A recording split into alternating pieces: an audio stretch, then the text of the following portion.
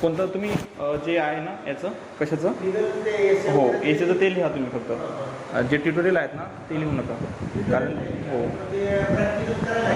हो प्रॅक्टिकल ते करावं लागेल. तुम्ही काय करा माहिती का 2 फायली घेऊन या याच्या डिसायडेड फायली तुमचं तर नेक्स्ट सेमिस्टरला आहे म्हणा एक सिव्हिलची एक क्रिमिनलची. आज जनरली बघा कसं असतं तुमची फाईल कशी असते पाहिजे. आता क्रिमिनलची कशी असते पहिले तर FIR असतं बरोबर. ती फाईल कशी असायला पाहिजे तुमची बरोबर पहिले FIR राहील त्याच्यानंतर समजा जर स्टेटमेंट राहिली यांची कोणाची याची विटनेसेसचे 160 आणि 161 वाले ते असतात. याच्यानंतर काय येतो तुमचा फायनल रिपोर्ट येतो बरोबर. फायनल हे 2 नंबर का स्टेटमेंट असतं बघा स्टेटमेंट ऑफ विटनेसेस ते सांगितलेलं असतं ना की या दिवशी मी बघितलं होतं ते त्यांचं नाव वगैरे असतात किंवा ते असतं ते असतात.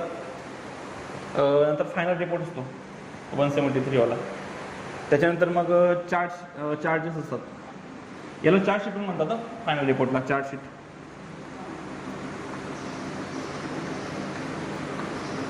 ठीक आहे. त्याच्यानंतर काय असतं चार्जशीट नंतर कोर्टचे चार्जेस फ्रेम करतं बघा की पॉईंट फॉर डिटर्मिनेशन बरोबर. तर ते असतात की चार्जेस.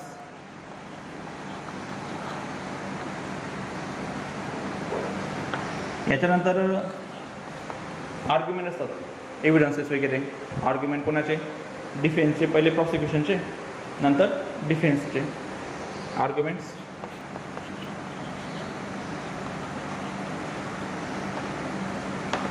पण आर्ग्युमेंट्समध्ये तुम्ही आता काय करायचं फक्त फाईलमध्ये हे आर्ग्युमेंट्स त्यांचे काढून टाकायचे आणि याच्या जागेवर तुम्ही एक केस घेतलेली आहे 2 जणांनी एक प्रोसिक्युशन आणि एक डिफेन्स. तर मग हेच आर्ग्युमेंट तुमच्या याच्यानुसार काय करून घ्यायचे फ्रेम करून घ्यायचे म्हणजे या जागेवर तुमचे आर्ग्युमेंट घ्यायचे की तो कसा दोषी आहे किंवा कसा दोषी नाही आहे बरोबर. आणि शेवटी काय असतो त्यांचा निकाल असतो की जो डिसिजन असतो कोर्टचं डिसिजन.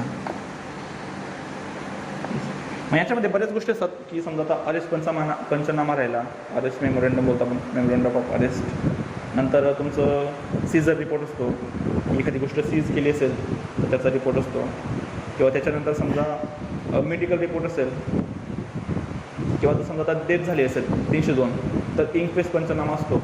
इंक्वेस्ट पंचनाम्याचे 5 प्रकार असतात. एक अरेस्ट पंचनामा दुसरा असतो इंक्वेस्ट पंचनामा. इंक्वेस्ट म्हणजे त्या बॉडीचं PM बोलतो ना आपण पोस्टमॉर्टम ते. त्यानंतर सीझर पंचनामा असतो ठीक आहे. आणि 2 कोणते ते बघून घ्या तुम्ही फक्त सीझर इन्क्वेस्ट अरेस्ट पंचनामा स्पॉट पंचनामा की जागेवर जाऊन ते हे बघतात की कुठे खिडकी आहे कुठे काय आहे बरोबर. की कुठे घरात चोरी झाली म्हणून टेबलवरून मोबाईल उचलला का किंवा कुठे रक्त वगैरे पडलं असेल तर त्या गोष्टी त्याच्यात येतात स्पॉट पंचनामामध्ये. अजून एक प्रकार मी तुम्हाला सांगतो कोणता आहे. तर मध्ये अशा बऱ्याच गोष्टी असतात. अशी एक फाईल बनवायची मी त्याचा फॉर्मॅट तुम्हाला सांगेल मी मागवलेला आहे. वरती कोर्टाचं नाव असतं इकडे. एक मिनटं मी हे आणतो जस्ट आहे का.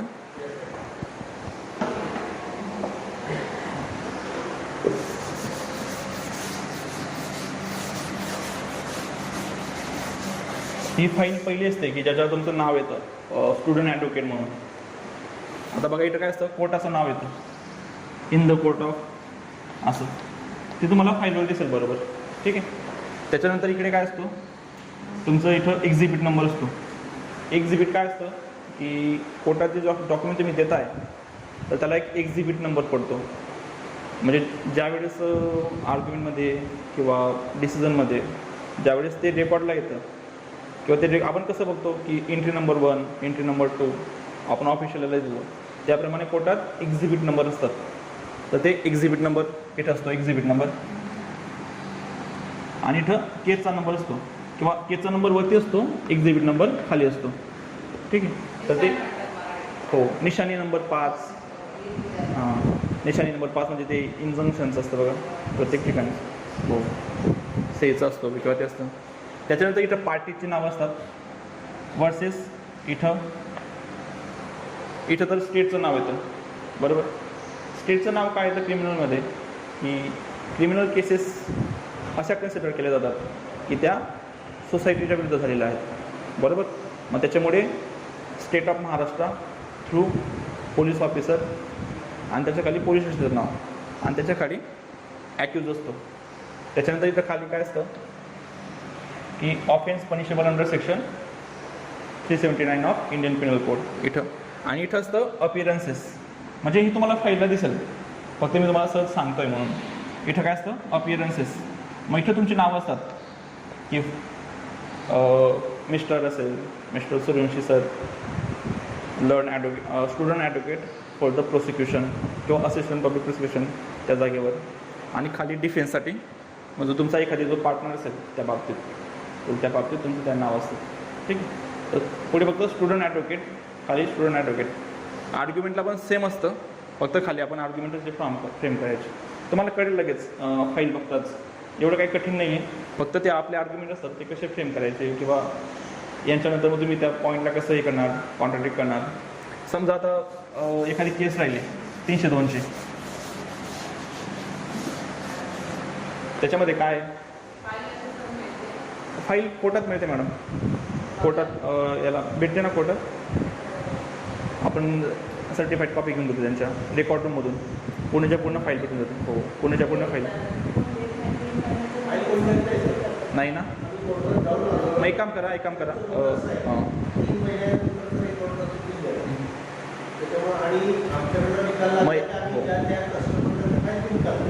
मग एक काम करायचं, यासाठी एक पर्याय आहे की हे आहे ना, ऑनलाईन कोर्टची साईट आहे बघा, ई कोर्ट साईट. ई कोर्टच्या साईटवर तुम्ही जा एकदा, मी तुम्हाला डेमो सांगतो त्याचे. तर ई कोर्टच्या साईटवर डिसाइडेड केसेस असतात. हो, ई कोर्टच्या साईडला हे करायचं काय, तिथं नकाशा दिसतो आपला महाराष्ट्राचा, कोणता पण एक हे घ्यायचं, डिस्ट्रिक्ट कोर्ट. हो, डिस्ट्रिक्ट शोधून काढायचं. तिथं कोर्टाचं नाव हे करायचं. मी तुम्हाला दाखवतो ते डेमो. ते थोडंसं एकदा जर तुम्ही दिसले तर तुम्हाला कळून जाईल. तर हो, ते लिंक तुम्हाला पाठवतो. तर त्याच्यावर तुम्हाला डिसाइडेड केसेस असतात, जजमेंट नाव येऊन मराठीत एखादी केस बघायची, त्याचं तुम्हाला जजमेंट दिसेल. मग तुम्हाला तर FIR वगैरे त्याच्या हे असतात, फॉर्मॅट असतात. तर त्या फॉर्मॅटनुसार तुम्ही हातानेच लिहून घ्यायचे त्या, म्हणजे स्वतःच पूर्ण फाईल प्रिपेअर करून घ्यायची, बरोबर. कळलं म्हणजे. मग काय करायचं, फक्त जजमेंटमधून. आता जजमेंटचं कसं असतं बघा, आता जजमेंटला वरती कोर्टाचं नाव असतं जजमेंटमध्ये. इथं एक्झिबिट नंबर, इथं वरती असतं की रिसिव्ह ऑन, रजिस्टर ऑन, बरोबर, डिसाइडेड ऑन आणि ड्युरेशन, म्हणजे त्याला किती वेळ लागला, असे 4 कॉलम असतात. ते तुम्हाला तिथे वरती दिसून जातील लगेच. इथं कोर्टाचं नाव सेम एक्झिबिट नंबर, पार्टीची नावं, आणि खाली असतं the prosecution case as follows, बरोबर. किंवा जर याची प्रोसिक्युशनची केस खालीलप्रमाणे. मग तो जो पॅसेज आहे त्याला काय करायचं, त्याला उचलायचा आणि FIRचा जो फॉर्मॅट असतो ते FIRच्या फॉर्मॅटमध्ये टाकून द्यायचं, बरोबर. त्याच्यानंतर मग ते पॉईंट फॉर डिटर्मिनेशन असतात खाली. मग तेच पॉईंट फॉर डिटर्मिनेशनचं काय करायचं की चार्जेसचं, तर ते तसं एक हे बनवायचा, तो फॉर्मॅट तुम्हाला दिसेल लगेच. त्या फॉर्मॅटमध्येच तसं टाकून द्यायचं, म्हणजे तुम्हाला एक प्रकारे जर फाईल नाही पण भेटली तरी पण तुम्ही व्यवस्थितपणे ते करू शकता आणि ते मला ते जास्त समजेल उलट त्या मानाने, ठीक आहे.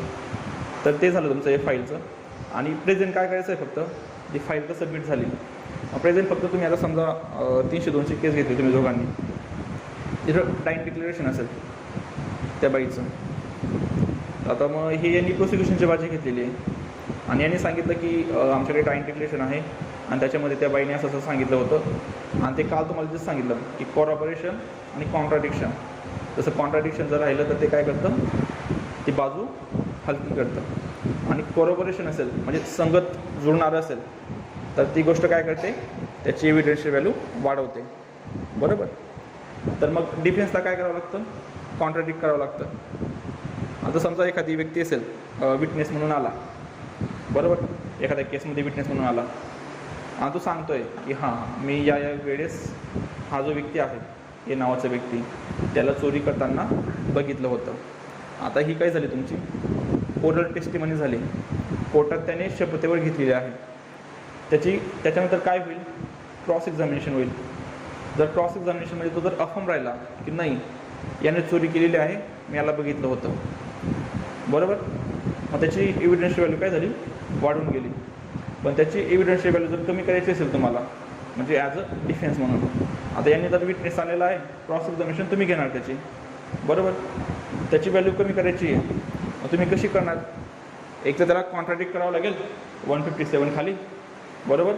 मग तुम्ही कॉन्ट्राडिक्ट करताना काय वापराल, तुम्ही सांगाल की या दिवशी हा व्यक्ती तिथं नव्हताच, माझ्याकडे याची पिक्चरची तिकीटं आहेत, पिक्चर बघायला गेलेला, मूवी बघायला गेलेला, किंवा त्याचे CCTV फुटेज आहेत, हा त्यावेळी त्याचं राहू शकत नाही, म्हणजे हा खोटं बोलतो आहे, त्याची व्हॅल्यू कमी झाली. किंवा under section 155 impeaching the credit of witnesses, म्हणजे विटनेसचं तुम्ही क्रेडिट कसं इम्पिच करताय, किंवा हा माणूस खोटारडा आहे किंवा याच्यावर भरोसा ठेवण्यासारखा नाही आहे, बरोबर, तर तुम्ही ते कसं कराल, त्याच्या कॅरेक्टरवर प्रश्न उपस्थित कराल, कॅरेक्टरवर प्रश्न उपस्थित कराल. म्हणजे फॉर एक्झाम्पल समजा आता यांनी आणला एक विटनेसेस, म्हणजे ती मागचं होतं आपण कंटिन्यू करू, तो सांगतोय की मी त्यावेळेस विटनेस म्हणून म्हणजे उपस्थित होतो. पण तुम्ही कोर्टात काय सांगाल, तुम्ही सांगाल की हा व्यक्ती प्रत्येक केसमध्ये विटनेस म्हणून येतो आणि हा कोर्टाच्या बाहेरच उभा असतो, याला 500 रुपये दिले का हा विटनेस म्हणून कोर्टात येऊन जातो. बघा तुम्ही मागचा रेकॉर्ड की ह्याच विटनेसेसने या केसमध्ये पण निकाल दिला, आपलं हे दिलेलं होतं. मग जजेच्या मनात काय येईल की हा जो व्यक्ती आहे ए नावाचा, हा विश्वास ठेवण्यास अपात्र आहे. कशामुळे अपात्र आहे, कारण हा प्रत्येक केसमध्ये विटनेस म्हणून येऊन जातो, बरोबर. मग ऑब्वियसली काय झालं, तुमची बाजू हलकी पडली, प्रॉसिक्युशनची, डिफेन्सची बाजू वरती गेली. बेनिफिट ऑफ डाऊट कोणाला भेटेल, डिफेन्सला भेटेल. ऑब्वियसली काय होईल, तर तो काय होऊन जाईल, ॲक्टिव्हेट होऊन जाईल, बरोबर. तर मग याप्रमाणे तुमचे काय करायचे, बसून आर्ग्युमेंट फ्रेम करून घ्यायचे. ते केचा निकाल लागो नको लागो, प्रॅक्टिकल रिडिंगचा विषय हाच असतो की तुम्हाला पूर्ण प्रोसेस समजली पाहिजे, किंवा असं काही घेणं देणं नाही. ॲटलिस्ट तुम्हाला काय असतं फक्त की तुम्हाला त्याची तोंड ओळख झाली पाहिजे, तुम्हाला हे तर कळलं पाहिजे की FIR नंतर काय असतं, किंवा कोर्टाचं जजमेंट कसं असतं, किंवा आपण केस लॉ कशा साईट केल्या पाहिजे, बरोबर. तर फक्त उद्देश हाच असतो, याच्यामागे तुम्हाला किती येतं आहे. असं नाही की तुम्ही लॉ झाले आणि डायरेक्ट प्रॅक्टिकल ट्रेनिंगच्या विषयामध्ये 100पैकी 100 मार्क्स भेटले आणि तुम्ही कोर्टात जाऊन डायरेक्ट केस फाईल केली, असं काय नसतं, बरोबर. आता आपला प्रोफेशनल कोर्स आहे, म्हणजे प्रोफेशनल कोर्समध्ये तुमचं थिअरॉटिकल नॉलेज प्लस तुमचे एक्सपिरियन्सेस प्लस तुमचं केस लॉची स्टडी, तुमचा स्टडी सगळं कंबाईन करून तुमचं एक कॅरेक्टर बनतं. मग हा फक्त एक जी पायरी असते पुढे जायची, तर ते पायरी म्हणून समजायचं, आणि जेवढं सिरियसली कराल किंवा जसं हे असेल तर तेवढं तुम्हाला त्याचा फायदा राहील. ठीक आहे, तुम्हाला नेक्स्ट सेमिस्टरला आहे ना, तुम्हाला काही प्रॉब्लेम नाही. ठीक आहे. आणि राहिला प्रश्न एसेचा, तुम्ही मराठीमध्ये करणार आहात का इंग्लिशमध्ये, मराठी तुम्ही इंग्लिशमध्ये. तर 2 साईट आहेत, एक झाली तुमची दृष्टी IS, लिहून घ्या बरं, आणि दुसरी आहे इनसाईट IS.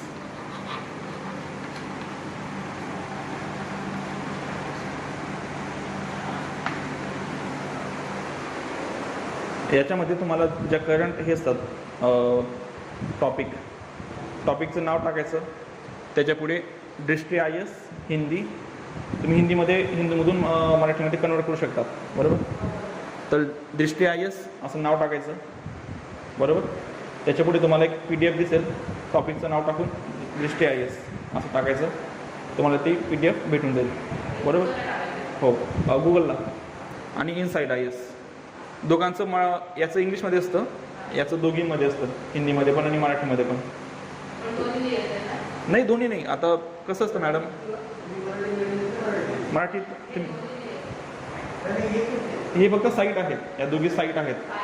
हो, या साईट आहेत. तर याच्यामुळे तुम्हाला मटेरियल गॅदर करता येईल, म्हणजे ते जे टॉपिक आहेत त्याच्यावर भरपूर मटेरियल भेटेल, त्या फॉर्ममध्ये तुम्ही हे करून घ्यायचं. आता ACचं कसं असतं, कमीत कमी 5 पेजेस तरी लिगल एसी असायला पाहिजे. आता लिगल एसीचं कसं असतं बघा, एक फॉर्मॅट असतो. आता ACचा फॉर्मॅट कसा असतो, आता आपण निबंध लिहायचो 10वी 12वीला, तर त्याचा फॉर्मॅट कसा असायचा, तो आपण जनरल राहायचा, अपेक्षित नव्हती किंवा काय नव्हतं. आताचे रिसर्च, आता तुम्ही लास्ट इयरला आहात, तुमचे रिसर्च कसे असायला पाहिजे, आपलं एसे रिसर्च ओरिएंटेड असायला पाहिजे, बरोबर. तर याचा फॉर्मॅट कसा असतो, पहिले तर तुमचं इंट्रोडक्शन असतं, नाव टाकायचे नाही, नाव वगैरे काय टाकायचे नाही, फक्त पहिले झालं तुमचं इंट्रोडक्शन.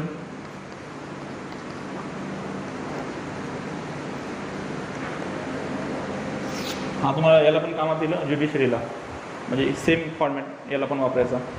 पेपर सेकंड असतो ना आपला क्रिमिनल लॉ, त्याला 20 मार्क्ससाठी एसे असतो, तर सेम फॉर्मॅट आपण तिथं पण वापरायचं. ठीक आहे. तर पहिलं झालं इंट्रोडक्शन. इंट्रोडक्शन काय असतं तुमचं, की तो टॉपिक नेमका काय आहे. समजा मॉब लिंचिंगचा टॉपिक होता, बरोबर. मॉब लिंचिंगचा टॉपिक आहे ना वाटते दिलेला, मॉब लिंचिंगचा टॉपिक आहे. तर मग इन शॉर्टमध्ये मॉब लिंचिंग म्हणजे काय नेमकं, किंवा त्याच्याशी डील करणारे काय आहेत का कायदे वगैरे, किंवा रिसेंट प्रोव्हिजन काय आहेत का, किंवा कॉन्स्टिट्युशनल प्रोव्हिजन काय आहेत का, कोणत्या लॉमध्ये का त्याला काही प्रोव्हिजन आहेत का, त्याच्याशी काही डिफिकल्टी आहेत का.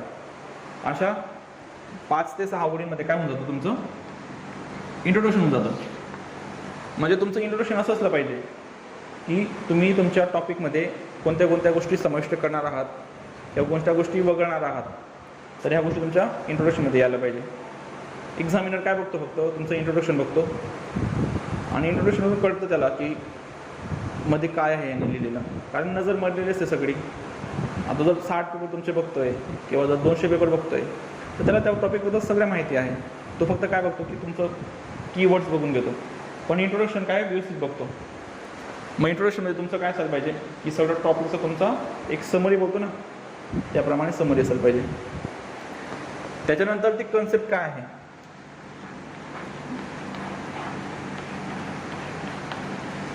कन्सेप्ट काय आहे, सेकंड कन्सेप्ट झाली. त्याच्यानंतर इंटरनॅशनल प्रोव्हिजन काय आहेत का, त्याची डील करण्यात आलं.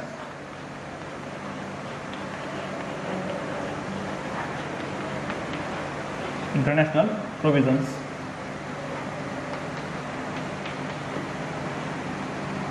आता युनो म्हणा, युनेस्को म्हणा, किंवा अशा काही संस्था असतात, तर किंवा अदर कंट्रीमध्ये कोणते कोणते ॲक्ट आहेत, की जसं समजा आता मॅरिटल रेप ही कन्सेप्ट आहे आपल्याकडे, आता सध्या खूप गाजत होते मागे, मॅरिटल रेपची कन्सेप्ट होती. तर त्याच्यामध्ये इवन नेपाळने सुद्धा काय केलेलं आहे, कायदा बनवलेला आहे, भूटानने, की त्याला 2 वर्षापर्यंत शिक्षा दिलेली आहे, बरोबर, मॅरिटल रेपची. ब्रिटनमध्ये कायदा आहे की 5 वर्षापर्यंत शिक्षा आहे आणि 50,000 पाऊंडपर्यंत त्याला काय असतं, शिक्षा देऊ शकतो. अमेरिकेमध्ये सुद्धा 52 पैकी 26 राज्यांनी काय केलेलं आहे, मॅरिटल रेपचा कायदा बनवलेला आहे. तर ह्या गोष्टी तुमच्या कुठे येऊन जातात, इंटरनॅशनल प्रोव्हिजन्समध्ये किंवा इंटरनॅशनल सिनॅरिओ त्याच्यामध्ये येऊन जातात. त्याच्यानंतर काही कॉन्स्टिट्युशनल प्रोव्हिजन आहेत का आपल्या कॉन्स्टिट्यूशनमध्ये असणाऱ्या, बरोबर. आपल्या संविधानामध्ये काही आहेत का तरतुदी. फॉर एक्झाम्पल समजा मॅरिटल रेपची कन्सेप्ट घेऊ आपण. आता आपल्याकडे मॅरिटल रेप कन्सेप्ट जी आहे तर ती कोणत्या बेसिसवर केली जाते, सेक्शन 375 सब क्लॉज 2 त्याच्यामध्ये दिलेलं आहे की जर एखाद्या पतीने 18 वर्षापेक्षा जर कमी वयाचे असेल, म्हणजे एक्सेप्ट जर त्यांनी सेक्शुअल इंटरकोर्स राहिला तर त्याला रेप कन्सिडर केला जात नाही. याआधी 15 इयर्सची ही होती टाईम लिमिट होती, पण ते इंडिपेंडन्स थॉट ही जी केस आहे तर त्याच्यामध्ये ती 15 वर्षाची जी लिमिट होती तर ती रीड डाऊन केली गेली आणि ती 18 वर्षापर्यंत केली गेली. ठीक आहे. तर अशा ज्या कन्सेप्ट आहेत तर मग त्या कसे व्हायोलेट करतायत आर्टिकल 14ला. आर्टिकल 14 काय सांगतं की तुम्ही क्लासिफिकेशन करू शकता, पण ते काय असायला पाहिजे, रिजनेबल क्लासिफिकेशन असायला पाहिजे, बरोबर. तर फक्त लग्नाच्या बेसिसवर सेम ॲक्ट मॅरिड वुमनच्या विरुद्ध गुन्हा होत नाही आहे आणि अनमॅरिड वुमनच्या विरुद्ध रेप होतो आहे. तर हे काय होतं आहे, आर्टिकल 14चं व्हायोलेट होत आहे. कारण रिझन काय याच्यामध्ये, रिझन तुम्ही काय देऊ शकता की लग्न झालेलं आहे म्हणून त्याची इम्प्लाइड कन्सेंट आहे, बरोबर. तर इम्प्लाइड कन्सेंट कधी नसते. मग तुम्ही असं समजताय की जी लेडीज आहे तिने लग्नानंतर म्हणजे ती एक प्रॉपर्टी म्हणून तुम्ही त्याला ट्रीट करता आहात का, तर असे प्रश्न याच्यात उपस्थित होतात. तर त्या गोष्टी तुमच्या कशात असायला पाहिजे, तर कॉन्स्टिट्यूशनल प्रोव्हिजनमध्ये असायला पाहिजे. त्याच्यानंतर लिगल प्रोव्हिजन काय आहेत का, बरोबर, म्हणजे एखादी स्टॅट्यूट अवेलेबल आहे का. फॉर एक्झाम्पल आता मॉब लिचिंगचं आहे, तर मॉब लिचिंगच्या याच्यामध्ये मिझोरम म्हणून राज्य असेल, तुम्हाला माहिती असेल, तर मिझोरमने कायदा पास केला होता आता जस्ट. पश्चिम बंगालने कायदा पास केला मॉब लिचिंगच्या विरुद्ध. इवन पश्चिम बंगालने काय केलं, त्याला फाशीची शिक्षासुद्धा हे केलेली आहे, सुनावलेली आहे, जर मॉब लिचिंगमध्ये जर सापडले तर. आणि जे पोलीस ऑफिसर आहेत की who are failed to prevent the mob lynching, तर त्यांनासुद्धा काय केली जाते, त्यांनासुद्धा शिक्षा तरतूद केलेली आहे 2 वर्षापर्यंत. तर ह्या गोष्टी तुमच्या कशात असायला पाहिजे. राजस्थानने पण कायदा केलेला आहे, बरोबर. तर त्या गोष्टी त्या लिगल प्रोव्हिजनमध्ये असायला पाहिजे तुमच्या. त्याच्यानंतर तुमचं काय असतं, इथं लिगल प्रोव्हिजन ते ज्या अवेलेबल आहेत त्या लिगल प्रोव्हिजन, ठीक आहे. या झालं तुमचं वरचं.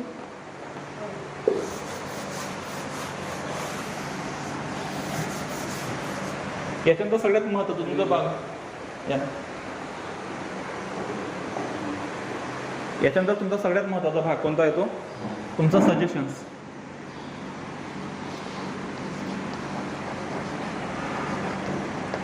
म्हणजे काय झाले, सजेशन्स, बरोबर, की तुम्ही सजेशन काय काय कराल या केसमध्ये.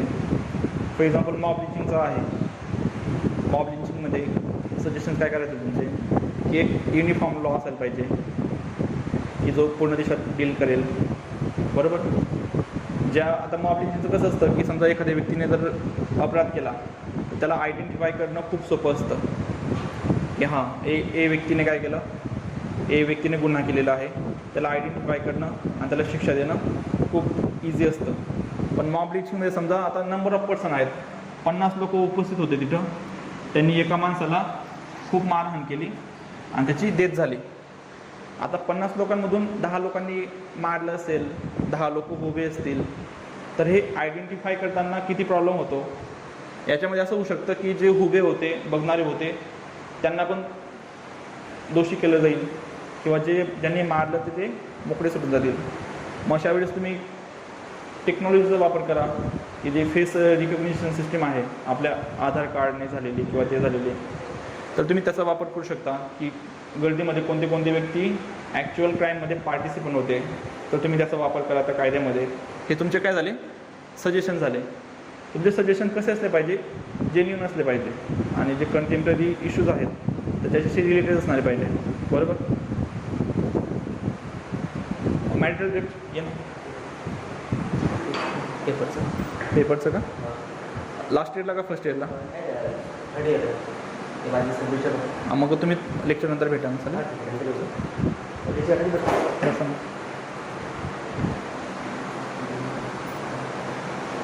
ठीक आहे सर.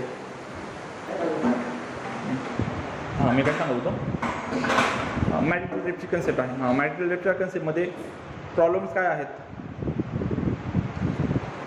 आता बेडरूममध्ये काय गोष्टी घडत आहेत, ए हजबंड आहे, बी वाईफ आहे, तर बेडरूममध्ये काय गोष्टी घडत आहेत, याला एव्हिडन्स काय असेल, एव्हिडन्स कुठून भेटणार आहे, याला ऑब्विसली नाही भेटणार आहे. वुमन आहे, वुमन तिचं बाजू घेईल, जेंट्स आहे तो त्याची बाजू घेईल. मग या ठिकाणी प्रूव्हसाठी किती ही डिफिकल्टी येतील. समजा जर डी ही वुमन आहे आणि ती जर नाटकामध्ये काम करणारी बाई असली, म्हणजे नाटक म्हणजे तुम्ही त्या वेगळ्या अर्थाने घ्या की मूवीजमध्ये किंवा ॲक्टर असले, तर ती तर रोल किती परफेक्टली निभवू शकते.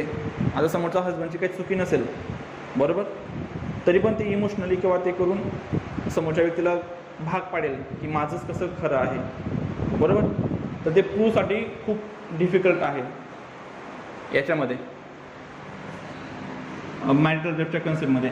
मग त्या तुमच्या गोष्टी याच्यामध्ये यायला पाहिजे सजेशनमध्ये. मग याच्यासाठी आपण काय करू शकतो, काय प्रिझम्पशन ॲड करू शकतो का कायद्यामध्ये, किंवा फेअर याच्यासाठी आपण काय करू शकतो, तर अशा गोष्टी तुमच्या सजेशनमध्ये असल्या पाहिजे, बरोबर. त्याच्यानंतर येतं तुमचं कन्क्लुजन शेवटी.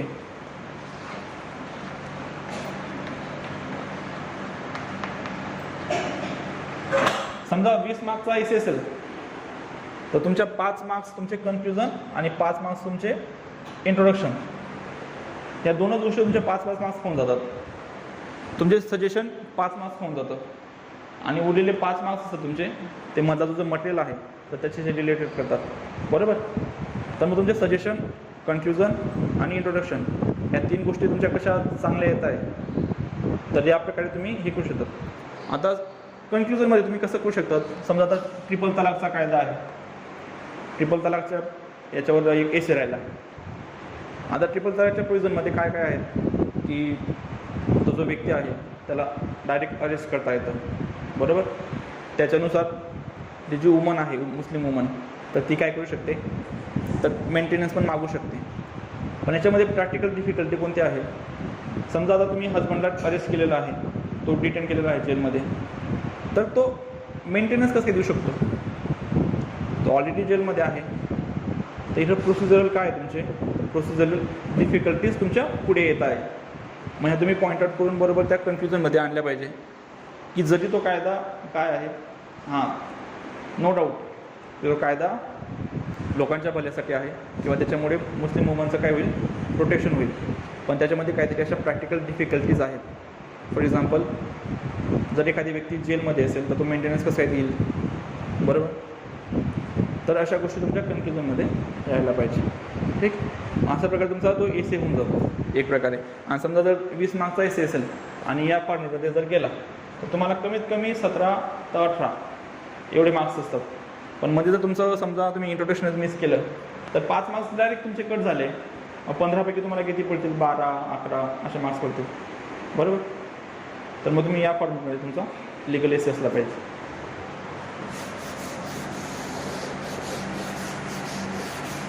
राहिला प्रश्न दुसरा अजून याचा. हो. 4 लिहायचे. हो. म्हणजे हो म्हणजे आता कसं असतं की असं हार्ड अँड फास्ट रूल नाही आहे की प्रत्येक एसे तुमचा या मार्काने असला पाहिजे. याच्यामध्ये बदल होऊ शकतो. याच्यामध्ये समजा आता एखादी कन्सेप्ट असेल, सेपरेशन ऑफ पॉवरची कन्सेप्ट आहे, त्याला इंटरनॅशनल सिनॅरिओ भरपूर असेल कारण तो कुठून डेव्हलप झाली, कसं काय आली, सेपरेशन ऑफ पॉवर थेरी. बरोबर.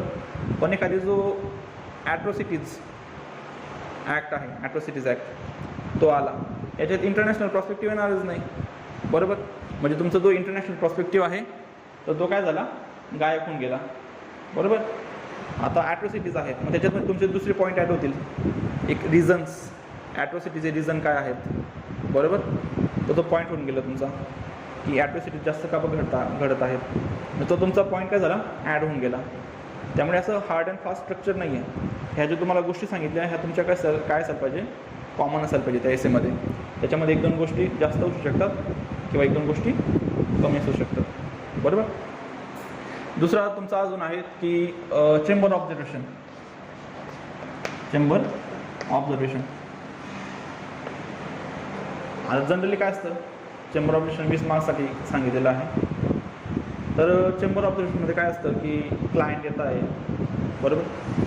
आणि विचारत आहेत की सर आमचं असं झालं आहे मॅटर, तर आम्ही काय करू शकतो. बरोबर. आता वरती काय येईल, वरती इथे तुमची केस स्टडी पहिले, केस काय आहे. याच्यामध्ये इन शॉर्टमध्ये काय झालं होतं, समजा एखादी वुमन आहे ती घरी आली, वकिलाकडे आली आणि तिने सांगितलं वकील साहेब या वर्षी माझं लग्न झालं होतं आणि जो माझा हजबंड आहे तर तो काय करतो आहे, मला घेऊन जात नाही आता इथून, तर मला काय करता येईल. ही झाली तुमची केस झाली. मग वकील काय सांगेल की बाई काय कारण झालं होतं, की तू स्वतःहून आली होती का तुला नवरा सोडून गेला घरी. मध्ये सांगेल की सर मला नवरा सोडून गेलेला होता. मग तू काय नोटीस वगैरे पाठवली का त्याला. मग बाई सांगेल की नाही नोटीस वगैरे काही पाठवली नाही. तुमच्या समाजाची काही मीटिंग वगैरे झाली का. मग ते सांगेल की काय तशी काही मीटिंग झाली नाही. मग वकील सांगेल की ठीक आहे. मग वकिलाने काय सल्ला दिला, मग सजेशन काय होते त्यांचे. सजेशन्स काय होते की मग बाई तुम्हाला फॅमिली लॉचं हे असतं ना की तुम्ही नोटीस पाठवू शकतात. Conjugal rights, restriction of conjugal rights section 9, त्याची तुम्ही नोटीस पाठवा आधी. तरी पण तो घेऊन नाही गेला तर तुम्ही दावा दाखल करू शकतात, बरोबर. तर ही पूर्ण केस झाली तुमची आणि त्याच्यामध्ये त्यांचे डायलॉग झाले, बरोबर. अशा 2-3 केसेस असतात किंवा समजा आता मारामारीची केस झाली असेल किंवा निगोशिएबल इन्स्ट्रुमेंटची केस झालेली असेल की त्यांनी माझा चेक बाउन्स केला किंवा त्यांनी मला साधी दुखापत केली, तर असे ते कन्व्हर्सेशन तुमचे असतात चेंबर ऑब्झर्वेशनमध्ये. आता याला बाकी तुम्ही आता समजा एखादी गोष्ट आली असेल तुम्ही लॉजिकली पण लिहू शकतात, बरोबर. आता एका दिवशी तुम्ही बघितलं की एक लेट झाली आहे आणि ती मेंटेनन्ससाठी ॲप्लिकेशन करते आहे की मेंटेनन्स पाहिजे तिला. तुम्ही जनरली तुमचं लॉजिक वापरून की काय त्यांच्यामध्ये संवाद घडला असेल किंवा काय झालं असेल तुम्ही सहज एक पेजेस तरी व्यवस्थितपणे लिहू शकता, ठीक आहे. तर हे तुमचं चेंबर ऑब्झर्वेशन झालं.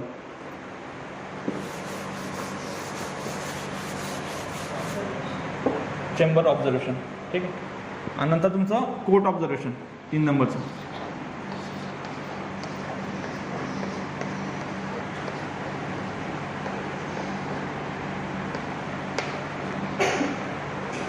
ऑब्झर्वेशन म्हणजे कोर्टात काय चाललं आहे याचं काय हे नाही, त्याच्यामध्ये तुम्हाला काय समजतं आहे ते महत्त्वाचं आहे, बरोबर. हां, तर तुम्हाला येतं आहे समोर तुम्हाला समजा आता बेलचं हे चालू असेल किंवा रिमांडची प्रोसिडिंग चालू असेल, बरोबर. तर तुम्हाला त्याच्यामधून काय समजतं आहे तर त्या गोष्टी लिहायच्या असतात फक्त की कोर्टमध्ये ॲक्च्युअल प्रोसेस काय चालू असेल. कोर्ट वेगळं सांगत असेल तुम्ही वेगळं लिहिलं काही प्रॉब्लेम नाही, किंवा कोर्टाने सांगितलं की बेल ग्रांटेड तुम्ही बेल रिफ्यूज करून टाकली काय प्रॉब्लेम नाही. तुम्हाला दिसतं काय आहे तिथं फक्त आणि तुम्हाला काय जाणवतं आहे. आता एकच केस आहे समजा आता याची होती मेंटेनन्सची केस होती. एका केसमध्ये तुम्ही 2 जण गेले, सर आणि तुम्ही. सरांनी लिहिलं की मेंटेनन्स ग्रांटेड, तुम्ही लिहिला रिफ्यूज. काय घेणं देणं नाही, तुम्हाला जे समजलं तुम्ही ते लिहून आणलं, तुम्हाला जे समजलं ते तुम्ही लिहून आणलं, ठीक आहे. ऑब्झर्वेशन म्हणजे कोर्ट काय सांगताय त्याचा काही काही नाही, तुम्हाला काय समजतंय ते, ठीक आहे. याच्यावर लिमिट नाही, तुम्ही 10 पेजेस लिहून आला, 5 पेजेस लिहून आणा, पण मिनिमम 5 तरी असायला पाहिजे. 5, 10, 12, 13 जसे असले तसे, पण कमीत कमी 5-6 पेजेस तरी तुमचे असले पाहिजे. तिथं कळेल ना की समजा आता एक तारीख लिहायची, या दिवशी ॲडजर्नमेंट झाली, ॲडजर्नमेंट या ऑर्डर 17मध्ये येते. ॲडजर्नमेंटची एखादी प्रोव्हिजन असेल रिलेटेड असणारी तुम्ही ती वाचून घ्यायला पाहिजे, बरोबर. तर अशा गोष्टी तुमच्या कोर्ट ऑब्झर्वेशनमध्ये असल्या पाहिजे, ठीक आहे.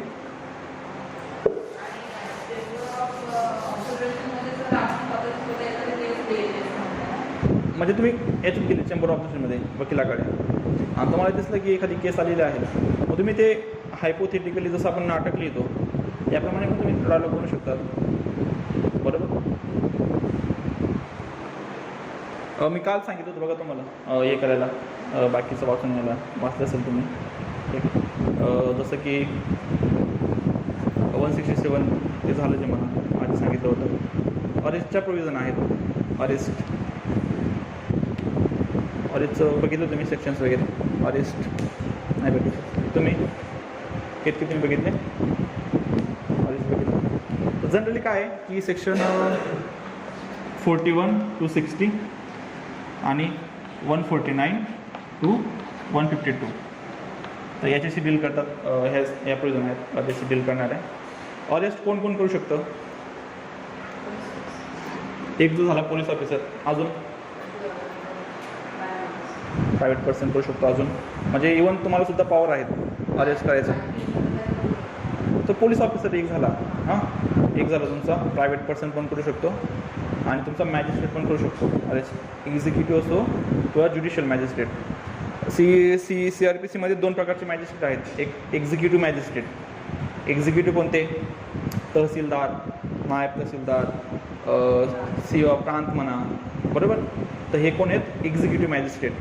यांचे पॉवर कुठे येतात, यांचे पॉवर येतात अनलॉफुल असेंब्ली डिस्पर्स करण्यासाठी किंवा एखादी न्यूसन्स असेल तर तो रिमूव्ह करण्यासाठी, किंवा प्रांत म्हणा, तहसीलदार म्हणा, नंतर डिस्ट्रिक्ट मॅजिस्ट्रेट म्हणा, DM, SDM म्हणा, सब डिव्हिजनल मॅजिस्ट्रेट, रिजनल ऑफिसर.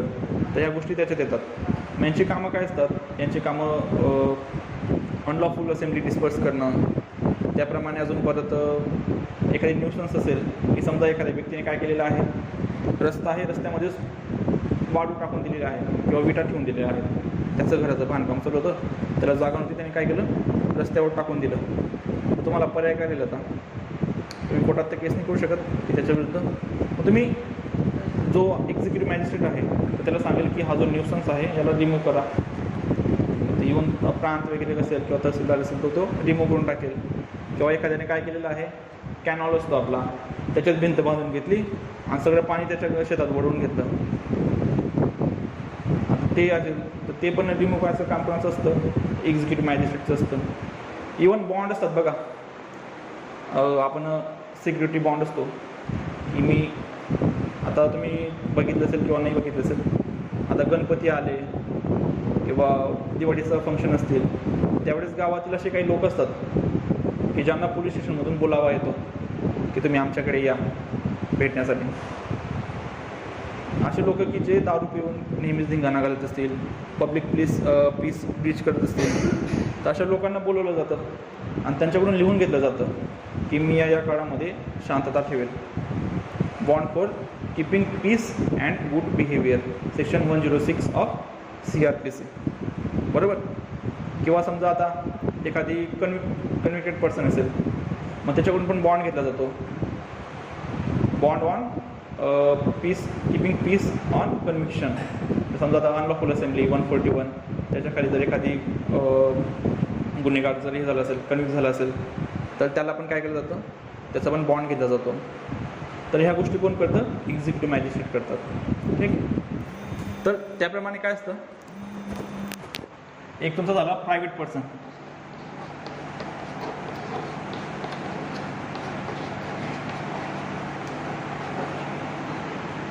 तर प्रायव्हेट पर्सनला पण अरेस्ट करायचे अधिकार आहेत कायद्याद्वारे, CRPCद्वारे. पण कोणत्या कंडिशनमध्ये? तर तो ऑफेन्स कसला असला पाहिजे? कॉग्निझेबल असला पाहिजे आणि नॉन बेलेबल असला पाहिजे. ऑफेन्स कॉग्निझेबल असला पाहिजे आणि ऑफेन्स नॉन बेलेबल असला पाहिजे. अशामध्ये पण समजा शिंदे सर आहेत, त्यांना दिसलं एखाद्या व्यक्तीने की त्यांच्या प्रेझेन्समध्ये असा ऑफेन्स केला, कॉग्निझेबल केला, नॉन बेलेबल ऑफेन्स कमिट केला, तर शिंदे सर काय करतील, त्याला पकडतील आणि त्याला अरेस्ट करतील. पण त्या अरेस्टचा असा अर्थ नाही आहे की मग तुम्ही तुमचं स्वतःची जेल बनवून घ्या आणि गावात फिरा की कोण ऑफेन्स करतंय त्याला पकडायचं आणि तुमच्या जेलमध्ये टाकून घ्यायचं, असा अर्थ नसतो. तर इमिजिएट अरेस्ट केल्यानंतर त्याला पोलीस स्टेशनमध्ये घेऊन जावं लागतं. बरोबर. तर ते तुमची ड्युटी पण आहे according to section 39 of CRPC. Private पर्सनवर ड्युटी पण आहे आणि त्याला राईट पण आहे एखाद्या व्यक्तीला अरेस्ट करायचा आणि त्याला लगेच पोलीस स्टेशनला हजर करायचं. आणि after such presentation, if police officer found that yes such person committed a cognizable offence, तर त्याच्यानंतर मग तो पोलीस ऑफिसर काय करतो, त्याला रिअरेस्ट करतो. मग त्याला ती प्रोसेस पुढची चालू होते. बरोबर. समजा आता सगळेच विद्यार्थी, सगळेच लोक काय असतात, त्यांना लॉ माहिती नसतो किंवा सगळेच लोकांना, आता वकिलांना पण बाकी कायदे माहिती नसतात, तर सामान्य माणसाचं लांबचंच राहिलं. बरोबर. तर अशा वेळेस काय असतं की समजा त्या व्यक्तीला वाटलं की समोरच्या व्यक्तीने काय केलेलं आहे, गुन्हा केलेला आहे, पण त्याला माहीत नाही की हा कॉग्निझेबल ऑफेन्स आहे आणि नॉन बेलेबल ऑफेन्स आहे. त्याने त्याला पकडलं आणि पोलीस स्टेशनला घेऊन गेला. बरोबर. किंवा दुसरं उदाहरण सांगतो, हे तुम्हाला समजणार नाही. तर हा व्यक्ती रस्त्याने जात होता. ठीक आहे, रस्त्याने जातोय, त्याला दिसलं अचानक की बी व्यक्ती खूप जोरात पडतोय, त्याच्या बाजूने खूप जोरात धावत चालला आहे. ठीक आहे. आणि त्याच्या मागे जो C हा व्यक्ती आहे, तर त्याच्या हातात काठी वगैरे आहे आणि तो त्याच्या मागे धावतोय, बीच्या मागे. एने जस्ट बघितलं, एने काय केलं, चांगला माणूस असेल किंवा समाजाची मदत करणारा असेल किंवा त्याला आवडत असेल समाजाची मदत करणं, एने बघितलं बीच्या मागे C काठी घेऊन पडतोय. एने काय केलं, बीला जाऊ दिलं पुढे आणि Cला काय केलं, मागून पकडून घेतलं. बरोबर. काठी वगैरे घेऊन घेतली आणि चल पोलीस स्टेशनला घेऊन गेला आणि पोलिसांना सांगितलं की हा जो C आहे तो बीला मारणारच होता, तर तेवढ्यात मी त्याला Cला पकडून आणलं आहे. बरोबर. हे खूप आता एटीत बसलेलं आहे पोलीस स्टेशनमध्ये, की आता मी खूप समाजाचं हे केलं किंवा मदत केली, मग त्याला बऱ्यापैकी बसलेलं आहे. आफ्टर डीप इन्व्हेस्टिगेशन पोलीस ऑफिसरला माहिती पडलं की जो बी हा व्यक्ती होता तर तो सीच्या घरामधून चोरी करून पडत होता आणि सी त्याला पकडण्यासाठी बीच्या मागे धावत होता. पण ह्याला ही गोष्ट माहिती नव्हती. एला वाटलं की सी याला मारणार आहे, त्याच्यामुळे एने काय केलं, सीला पडून घेतलं आणि पोलीस स्टेशनमध्ये येऊन गेला. मग सीचं म्हणणं काय झालं, तो बीला तुम्ही पकडा नका पकडा, पण हा जो हा व्यक्ती आहे याला पहिले जेलमध्ये टाका. याने कोणता ऑफेन्स केला आहे, तर रॉंगफुल कन्फाईन केलं त्या पर्सनला, रॉंगफुल कन्फाईनमेंट 339. तर पहिले एला हे करा, तुम्ही जेलमध्ये टाका. बरोबर. आता याचं तोंडचं पाणी पडालं, आता मी तर समाजाची मदत करत होतो आणि आता माझ्यावरच येऊन गेलं आहे. अशा वेळेस मग काय राहील डिफेन्स, एला डिफेन्स काय राहील. हे थोडी सांगणार आहे की मला माहिती नाही किंवा ते नाही. डिफेन्स काय राहील याला सहज. तुम्हाला काय वाटतं, तुमचं नाव काय? शकूल कुमार. काय राहील बरं याला? हां, म्हणजे मग तो खोटं बोलतोय. मग हे तर लॉ अबायडिंग सिटीजन आहे, हे तर खोटं बोलणार नाही. हां, जनरल तुम्हाला काय वाटतं की त्याला डिफेन्स आहे ना कायद्यामध्ये, याच्यामध्ये IPC मध्ये दिलेले general exceptions section 76 to 106. 76 to 106 काय आहे ते जनरल एक्सेप्शन आहेत ना. त्याच्यामध्ये 76 आणि 79 कशाशी डील करतात, मिस्टेक ऑफ फॅक्ट. मला माहितीच नाही मिस्टेक ऑफ फॅक्टचा तो डिफेन्स घेऊ शकतो. ए हा व्यक्ती आहे 76चा, मिस्टेक ऑफ फॅक्ट आहे ना, mistake of fact and mistake of law. तुम्ही मिस्टेक ऑफ फॅक्टचा डिफेन्स घेऊ शकतात, पण मिस्टेक ऑफ लॉचा घेऊ शकत नाही. कारण हे प्रिझम्पशन आहे की देशातील सगळे कायदे लोकांना माहिती पाहिजेच. हे वकिलांना माहिती नसतात, पण प्रिझम्पशन काय आहे की लॉ सगळ्यांना माहिती पाहिजेत. समजा आता एने बीची हत्या केली असती आणि कोर्टात गेला, अरे बीला मारणं गुन्हा आहे का, मला तर माहितीच नव्हतं, ठीक आहे सॉरी, याच्या पुढे मी कोणाला मारणार नाही, हा डिफेन्स चालणार नाही. पण मिस्टेक ऑफ फॅक्टचा डिफेन्स ॲप्लिकेबल असतो. तर एला कोणता राहील, 76 तो काय राहील, इम्युन राहील, गुड फेथमध्ये होता ना. असं एकदा बघून घ्या, ते खूप हे महत्त्वाचे आहेत. 76 to 106 कळलं प्रायव्हेट पर्सनचं. त्याच्यानंतर मॅजिस्ट्रेट तो करू शकतो. तो एक्झिक्युटिव्ह असो किंवा ज्युडिशियल मॅजिस्ट्रेट असो, तर तो पण काय करू शकतो, अरेस्ट करू शकतो.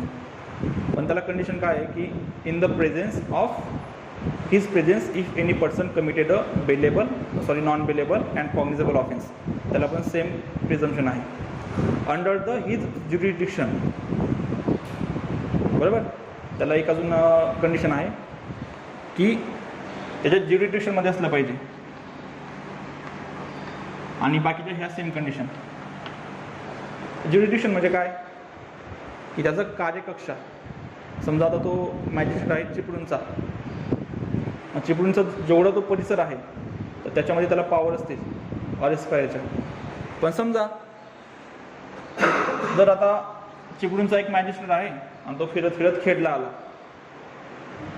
आणि खेडमध्ये त्याच्या समोर जर एखाद्याने ऑफेन्स केला, तर मग त्याला पॉवर आहेत का अरेस्ट करायच्या मॅजिस्ट्रेटला? नाही. तो अरेस्ट करू शकतो का एखाद्या व्यक्तीला? करू शकतो. कसं काय? एक मिनिट. कसं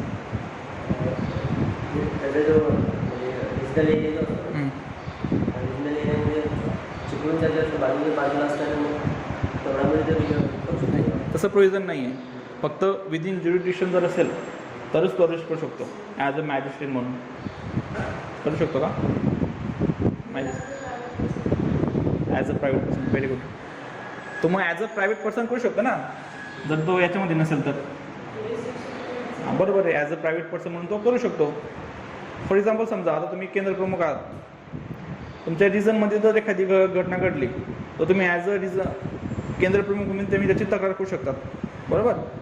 पण जर समजा तुम्ही आता वेगळ्या ठिकाणी गेले, त्या ठिकाणी तुम्ही ॲज अ प्रायव्हेट पर्सन म्हणून कंप्लेंट करू शकतात ना. मग त्याचप्रमाणे याचं पण असतं, मॅजिस्ट्रेटचं पण असतं. तर तो जर हे नसेल तर तो ॲज अ हे करू शकतो, बरोबर. त्याच्यानंतर पोलीस असतात. पोलिसांचं तर पोलीस तर अरेस्ट कोणत्या कंडिशनमध्ये करू शकतात, कोणत्या कंडिशनमध्ये नाही करू शकत, तर तुम्ही हे बघून घ्या एकदा. कारण याच्यावर अरेस्टचं सगळ्यात महत्त्वाचं काय असतं की अरेस्टचं. आता पोलीस ऑफिसरचा जो पॉवर आहे, तर आधी काय व्हायचं, आता ए बीची सोबत भांडण झाली, हे थोडा पॉलिटिकल हे असेल आणि त्यांनी पोलिसांना पैसे दिले आणि समोरच्या व्यक्तीला डायरेक्ट अरेस्ट करायला लावलं, बरोबर. होऊ शकतं. पण ॲज अ वकील म्हणून किंवा ॲज अ लॉयर म्हणून किंवा ॲज अ लॉ स्टुडंट म्हणून तुम्हाला ते ज्या नायसिटी आहेत अरेस्टच्या त्या माहिती पाहिजे. पोलिसांना जर एखादी ऑफेन्स असेल जो 7 वर्षापेक्षा कमी पनिशेबल आहे, तर त्याच्यात डायरेक्ट अरेस्ट करायचा पॉवर नसतात. अर्नेश कुमारची केस झाली होती, Arnesh Kumar versus state of Bihar. Arnesh Kumar एवढं लक्षात ठेवा.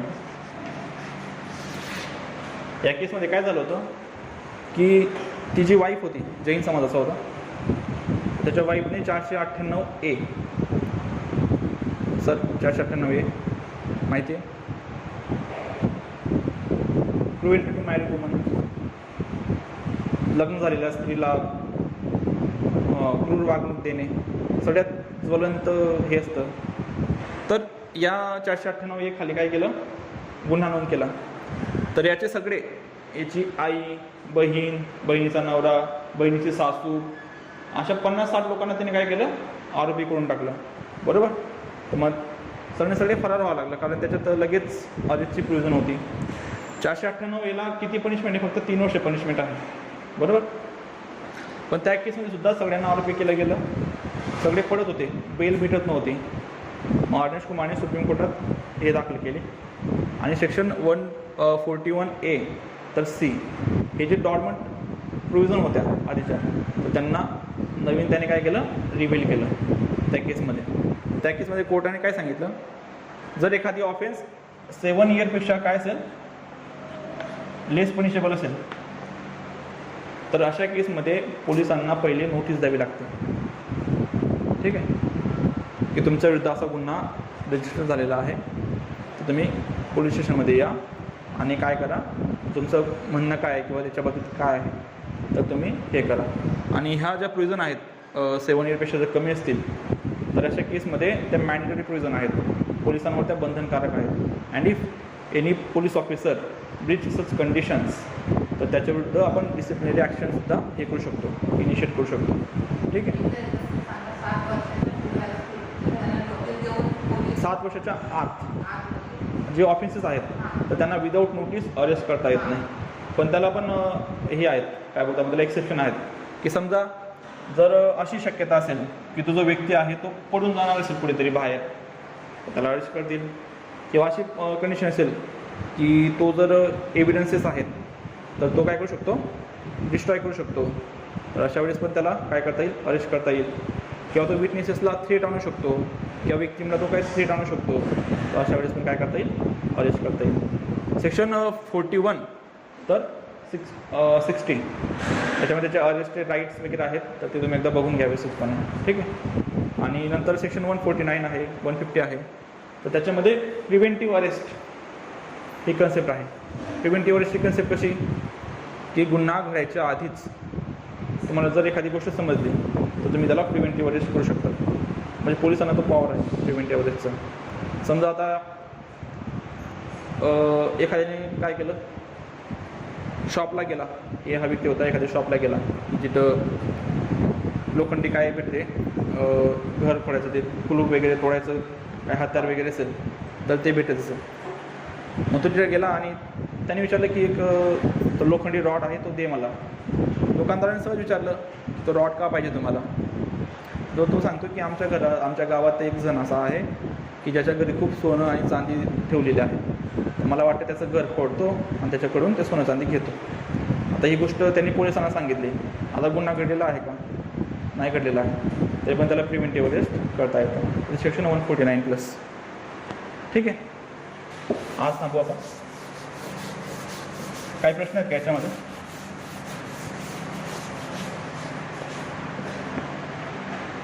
याच्यात काय प्रश्न आहेत आजच्या याच्यामध्ये? नाही ना? ठीक आहे. बरं, याच्यानंतर आपण म्हणजे ॲक्च्युअल CRPC आहे सोमवारपासून तर तो चालू करणार आहोत. तर येताना 190 सेक्शन 190 200 म्हणजे complaint proceeding 190 200 201 156 sub clause 3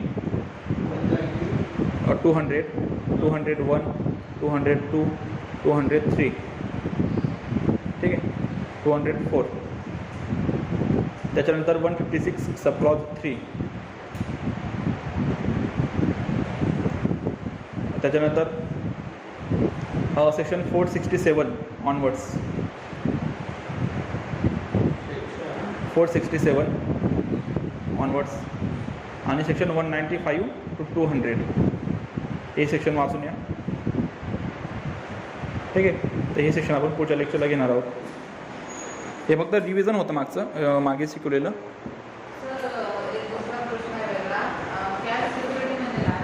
cash security madam, ज्यावेळेस तुम्ही बेल घेताय बरोबर, तर त्यावेळेस तुम्हाला काय करावं लागतं,